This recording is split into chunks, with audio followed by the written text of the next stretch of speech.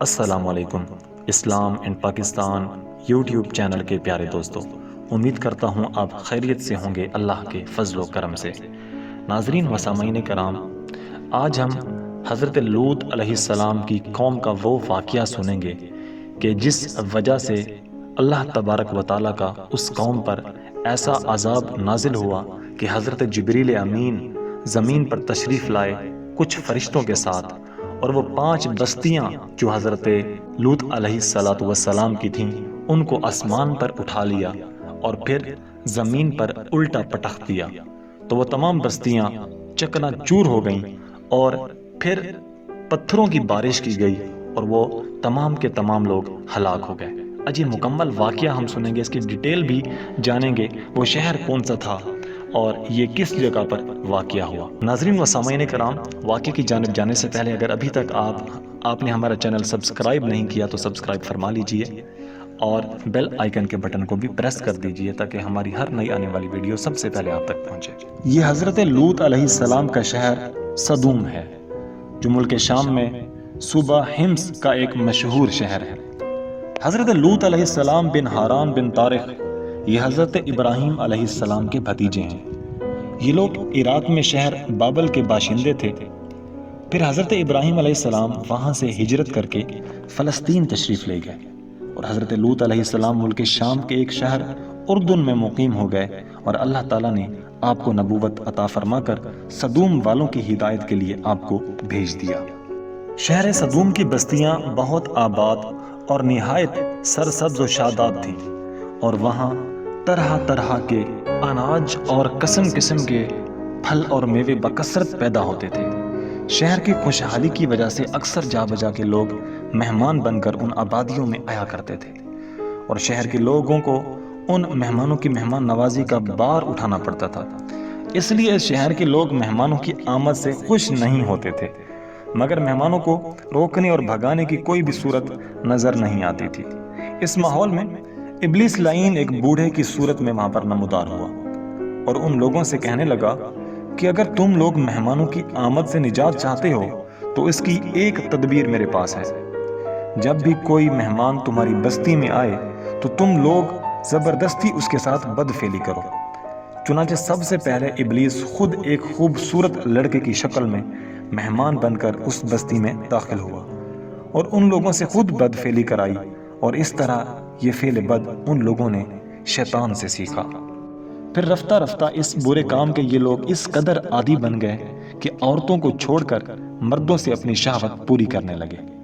چنانچہ حضرت لوط علیہ السلام نے ان لوگوں کو اس فعل بد سے منع کرتے ہوئے اس طرح واعظ فرمایا: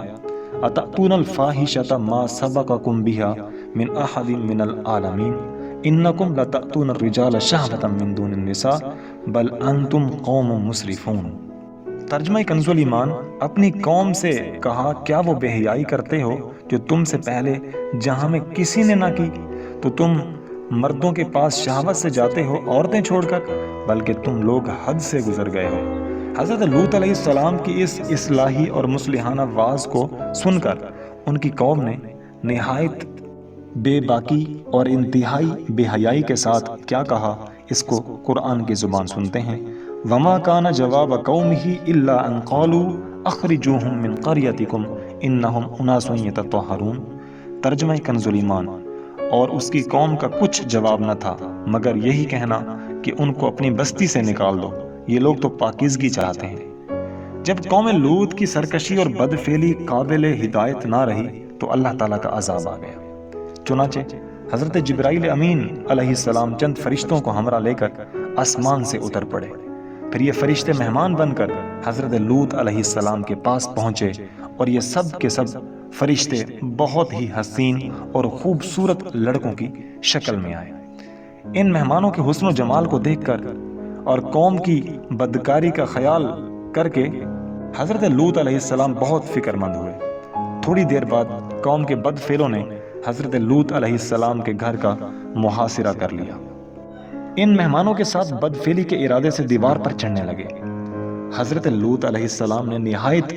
دل سوزی کے ساتھ ان لوگوں کو سمجھایا اور اس برے کام سے منع کرنا شروع کر دیا، مگر یہ بدفعل اور سرکش قوم اپنے بیہودہ اور برے اقدام سے باز نہ آئی۔ یہ منظر دیکھ کر حضرت جبریل امین علیہ السلام نے فرمایا کہ اے اللہ کے نبی، آپ بالکل کوئی فکر نہ کریں، ہم لوگ اللہ تعالیٰ کے بھیجے ہوئے فرشتے ہیں جو ان بدکاروں پر عذاب لے کر اترے ہیں، لہٰذا آپ مومنین اور اپنے اہل و عیال کو ساتھ لے کر صبح ہونے سے قبل اس بستی سے دور نکل جائیں، اور خبردار کوئی شخص پیچھے مڑ کر اس بستی والوں کو نہ دیکھے، ورنہ وہ بھی اس عذاب میں گرفتار ہو جائے گا۔ چنانچہ حضرت لوط علیہ السلام اپنے گھر والوں اور مومنین کو ہمراہ لے کر بستی سے باہر نکل گئے۔ پھر حضرت جبریل امین علیہ السلام اس شہر کی 5 بستیوں کو اپنے پروں پر اٹھا کر آسمان کی طرف بلند ہوئے اور کچھ اوپر جا کر ان بستیوں کو الٹ دیا، اور یہ آبادیاں زمین پر گر کر چکنا چور ہو کر زمین پر بکھر گئی۔ پھر کنکر کے پتھروں کا مینا برسا دیا، اور اس زور سے سنگباری ہوئی کہ قوم لوط کے تمام لوگ مر گئے، اور ان کی لاشیں بھی ٹکڑے ٹکڑے ہو کر بکھر گئیں۔ عین اس وقت جبکہ یہ شہر الٹ پلٹ ہو رہا تھا، حضرت لوط علیہ السلام کی ایک بیوی جس کا نام وائلہ تھا، جو در حقیقت منافقہ تھی اور قوم کے بدکاروں سے محبت رکھتی تھی، اس نے پیچھے مڑ کر دیکھ لیا اور یہ کہا کہ ہائے رے میری قوم، یہ کہہ کر کھڑی ہو گئی۔ پھر عذاب الہی کا ایک پتھر اس کے اوپر بھی گر پڑا اور وہ بھی ہلاک ہو گئی۔ چنانچہ قرآن مجید میں حق تعالیٰ نے ارشاد فرمایا، فَأَنْجَيْنَاهُ وَأَهْلَهُ إِلَّا امْرَأَتَهُ كَانَتْ مِنَ الْغَابِرِينَ وَأَمْطَرْنَا عَلَيْهِمْ مَطَرًا فَانظُرْ كَيْفَ كَانَ عَاقِبَةُ الْمُجْرِمِينَ۔ تو ہم نے اسے اور اس کے گھر والوں کو نجات دی،